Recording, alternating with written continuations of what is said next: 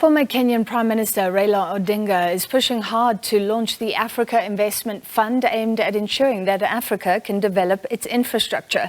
Odinga says the continent can use sovereign pension and insurance funds to establish infrastructure funds. He's lamented the energy problem in Africa as a stumbling block to continental growth. On Monday and Tuesday, the African Union will convene the Africa Infrastructural Summit in Senegal. Odinga spoke to the SABC's international news editor Sophie Mokoena. They lack the actual capital, and that's why we are proposing the creation of African Infrastructure Fund. How is it likely to work? We are proposing already. We have had already meetings with fund managers. We want to use, quite a bit of capital that is lying idle in the continent. Like, there are a lot of sovereign funds. Then there are pension funds. Then there are some insurance funds which are available in the continent. And this money is actually lying idle. And we're saying that we are talking about a 5% agenda, meaning most of these institutions managing some of these funds will invest 5% of the funds into the infrastructure development. So we are creating an infrastructure development fund institution. So they're not giving it as a token or a charity.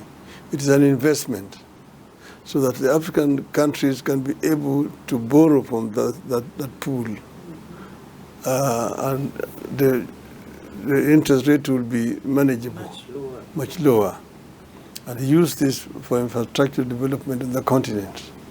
So it is like a win-win. In other words, the institution will be able to gain through some interest that will be paid.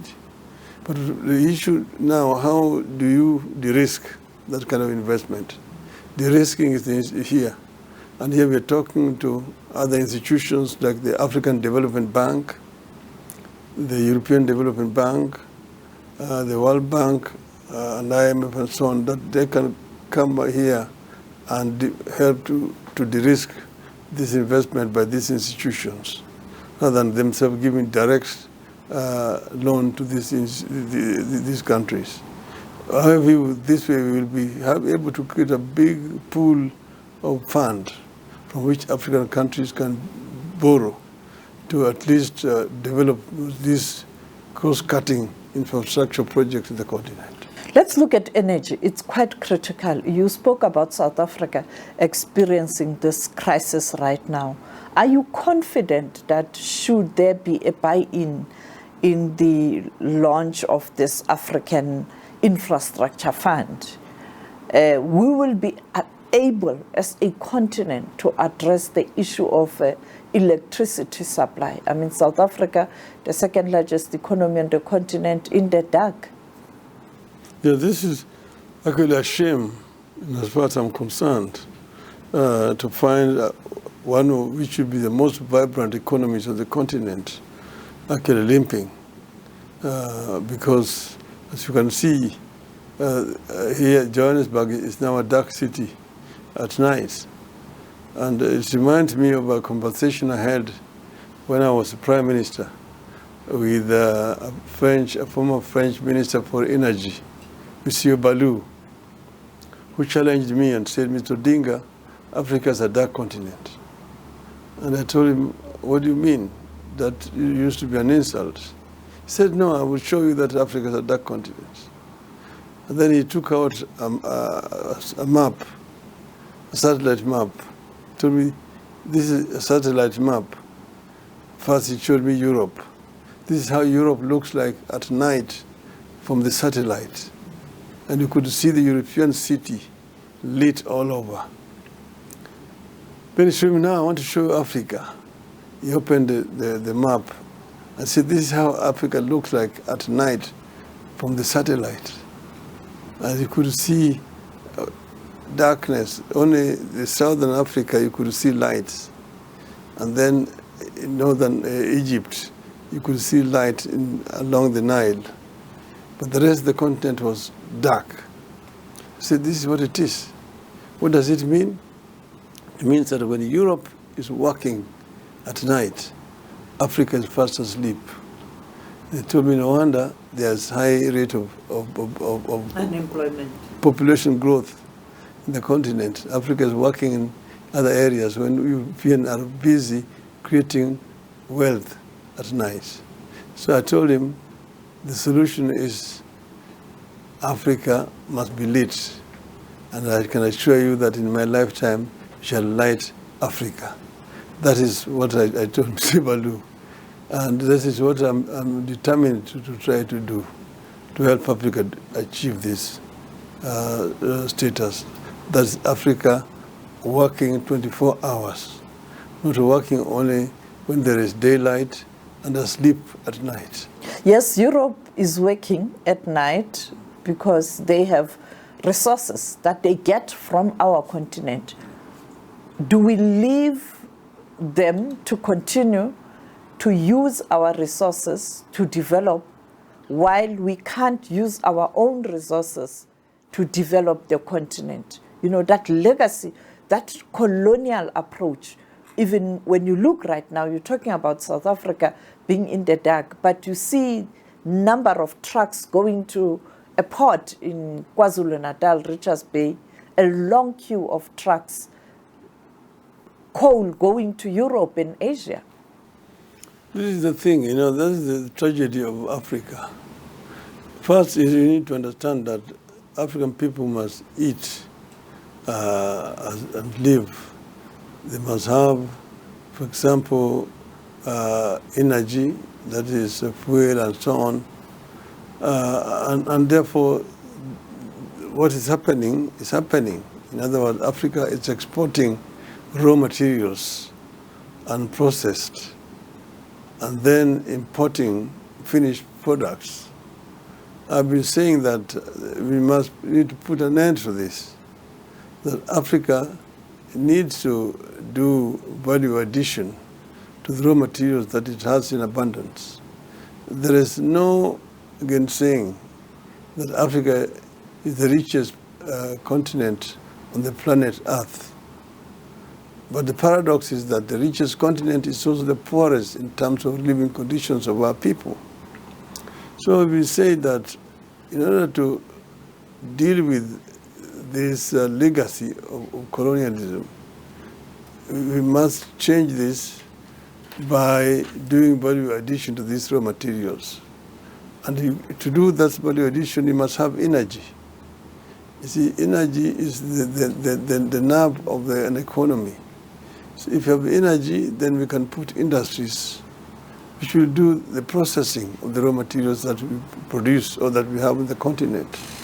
You see, if you take minerals, for example, a number of these companies have been mining minerals in the continent for years, but there's not much left for it. You only have big holes left. Most of these minerals are going to Europe to actually spur the European industries. So we said, instead of Africa exporting iron ore, or Africa should be actually exporting steel. Copper ore, it should be copper. Bauxite should be exporting aluminium. See, during processing of these raw materials. Coffee, you see, we buy Kenyan coffee here in South Africa, but imported from Europe, you see, and to South Africa, and processed here. Kenya is only exporting raw coffee, or Kenyan tea, for example. We talk of cocoa, the continent. You have chocolate, but manufactured from Europe, and you buy them in South Africa. You buy them in Kenya and so on. Textiles. You see, you get jeans, you get all these things from outside, but made of cotton manufactured on our continent. So we must address this issue of value addition seriously, in my view. And if we do that first, you will create employment to our people. Then you will also create wealth. We'll get more out of our exports, you see. So it is an issue which is no longer debatable. It's just how do we do it. That's why addressing the issue of energy is very primary. Prime Minister, as we wrap up this interview, quite an important task, and you are saying that in your lifetime you'd want to see all these issues that you've spoken about, but particularly the issue of ensuring that Africa is working at night does happen. But your future in politics as well, in Kenya, as we wrap up, it's one thing that many people are asking, whether are you still going to soldier on, challenging the position or being involved full-time in politics in Kenya. What's the future like for former Prime Minister Raila Odinga in Kenya in particular at the political level? Well, Kenyan politics, of course, is vibrant, and as you know, I have participated in Kenyan politics for a long time, and what happened in the last elections, of course, is regrettable. The Kenyan people feel cheated over what happened last time. It was such a blatant act of impunity, worse than has ever happened before. The Kenyan people are actually going to deal with it. It's not a subject I want to talk about outside here at the moment. But I've said that I am ready to serve the people of Kenya, the people of Africa, in any capacity, as it were.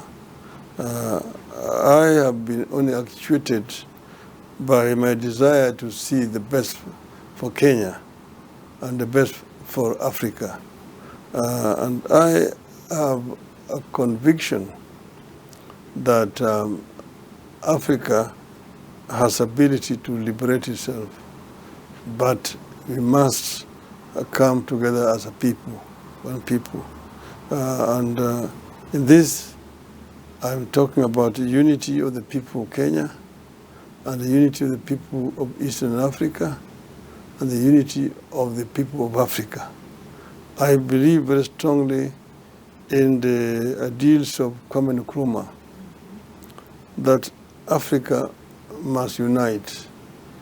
Africa will not be able to fully challenge the immense resources and powers which are coming from outside Africa if it is segregated the way it is.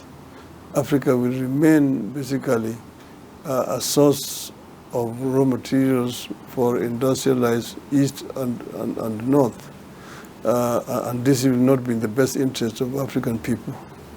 So trans-African trade, unity, creating a bigger market on the continent will help African people to be able to protect themselves against invasion from outside the continent.